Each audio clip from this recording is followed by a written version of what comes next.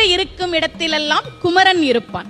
அவனுக்கு பேரே குறிஞ்சி கிழவன் பேரு. குறிஞ்சினா மலையும் மலை சார்ந்த இடமும், கிழவன்னா தலைவன் அர்த்தம். அவன் மட்டும் உயரத்தில் இருப்பவன் அல்ல, தன்னை வணங்குபவர்களுக்கும் உயர்வான வாழ்க்கையை கொடுக்கக்கூடியவன் முருகன். ஏன் அவனை தமிழ் கடவுள்னு சொல்றோம்? இந்த அகரத்துக்கு என்ன சிறப்பு அப்படின்னா, வள்ளுவர் என்ன சொல்றார்? அகர முதல்ல எழுத்தெல்லாம் ஆதி பகவன் முதற்றே தமிழ் கிடையாது, உலகுங்கிற. என்ன காரணம்னா, நீங்க உலகத்துல எந்த மொழியை எழுதினாலும் 4 முறையில தான் எழுத முடியும். சுழியம், அரைப்பிறை, குறுக்கு கோடு, நேர்கோடு.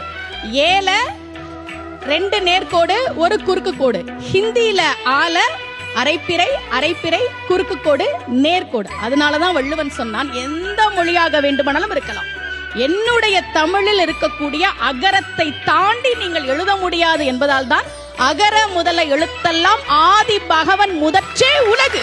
அப்படி தமிழ் கடவுளாக, அகரமாக, அதிபனாக, அகமாக இருக்கக்கூடிய முருகப்பெருமான் குன்று இருக்கும் இடங்களிலெல்லாம் விருப்பப்பட்டு கொண்டாட்டத்தோடு இருக்கிறானாம். குன்று தோராடல் என்கிறார் நக்கீரர்.